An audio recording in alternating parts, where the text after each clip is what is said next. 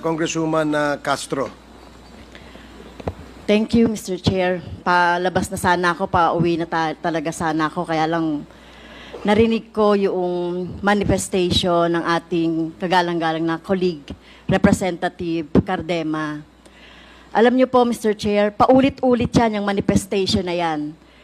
3 beses ko na yung narinig na paulit-ulit. Laban sa mga NPA, laban sa mga progresibong grupo, laban sa mga party list ng mga progresibong kagaya namin.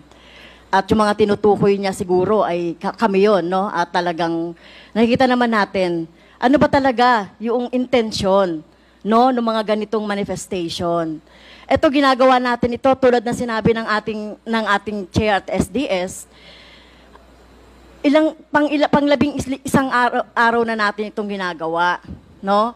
Nagpupuyat tayo dito, nagpapagod, hinahanap ang truth, etc.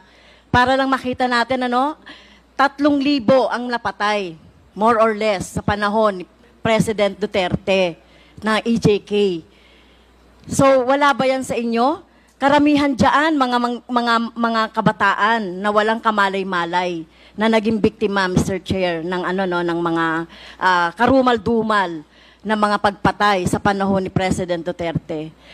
I know, idol mo si former President Duterte, Mr. Chair, idol ng ating colleague dito, kahit na yung ating Vice President. Pero dapat po, ang tingnan natin dito ay yung kapakanan, lalong-lalo na yung ating mga kabataan. No? Kaya po, at isa pa po, Mr. Chair, hindi natin pinapayagan sa ating committee yung pag-disrespeto sa ating mga resource person.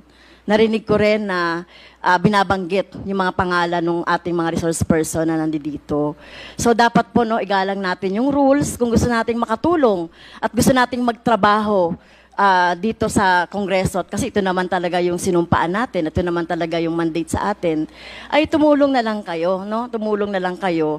At hindi yung ganito, tama yun, no?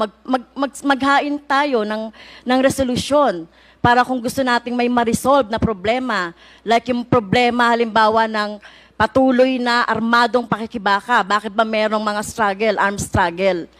Nilulutas natin yan hindi sa madugong paraan, hindi sa militarisasyon. Kaya nga tayo ay nagkakaroon ng peace talks, di ba? Dapat magkaroon ng peace talks at hindi ito, no, ng militarization, yung ating laging iniisip at laging sinasabi natin na terorista si ganito at si ganon. So, Mr. Chair, pasensya na po kasi nagiging irrational, no, yung mga ganitong mga statement ng ating colleague. Pasensya na, with due respect. Sana hindi na maulit ito at aasahan natin, tama po, aasahan natin sa mga susunod na mga hearings si Representative Cardema na tumulong siya sa atin sa paghahanap ng truth dito sa ginagawa natin sa Quadcom at sa iba pang mga hearings, Mr. Chair. Thank you. Maraming salamat, Congresswoman Castro. The next to interpolate, and I